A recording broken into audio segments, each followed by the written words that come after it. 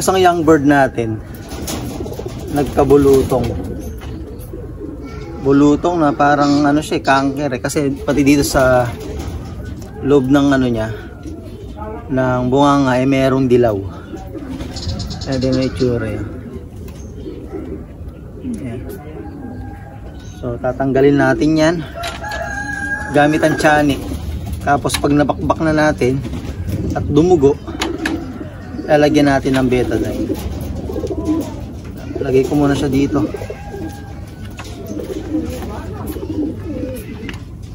Ito yung mga ibon na pang summer race. Alam ko south yung lipay. Ipit yung ulo. Ito yung ulo mo dyan. Yan.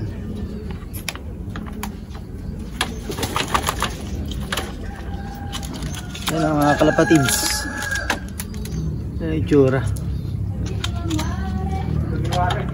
Pakbakin natin. Dami. Meron na dito sa malapit sa mata, sa talukap dito. Ayan. Tapos dito sa malapit sa kanyang ilong, dito sa beak. Ayan o. Ayan, may cancer o.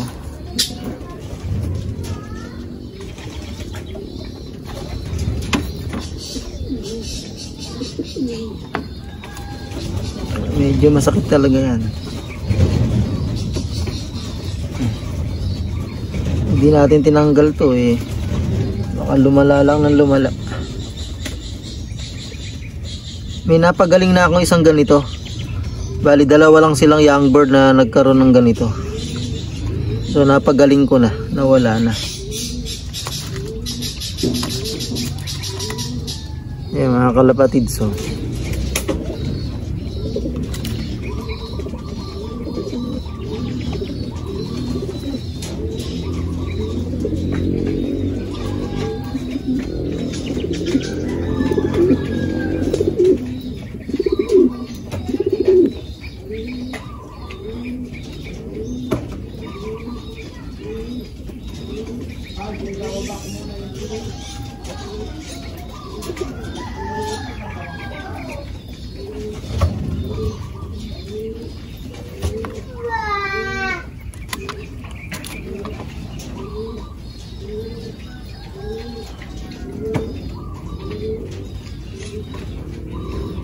Alam ko usong-uso to mga kalapatids, itong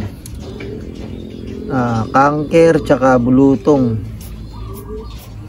Buti ito lang, dalawa lang ang may tama sa atin. Tuklapin lang natin nang sa ganun eh, mabalatan, tapos lagyan natin ng betadine. Nasasaktan siya. Masakit talaga yan eh.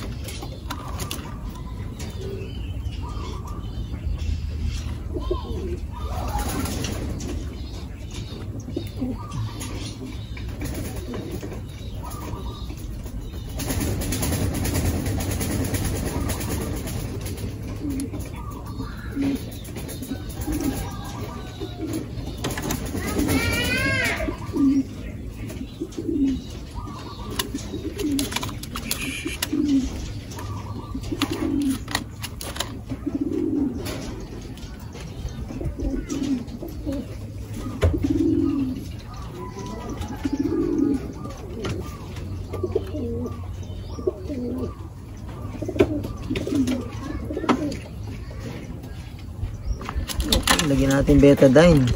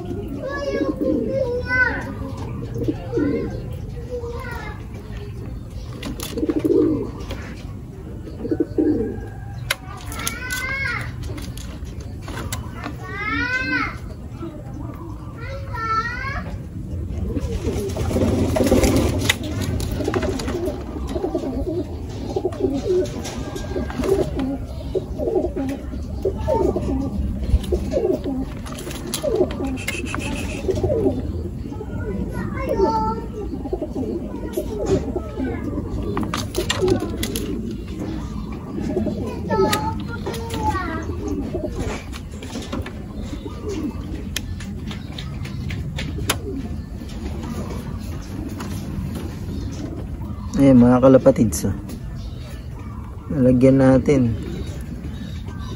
ng betadine. Ito yung isa na nagkabulutong din dito sa ilong, saka dun sa loob ng kanyang butas ng ilong magkabila. So ngayon malinis na, and then cancer pabalik-balik.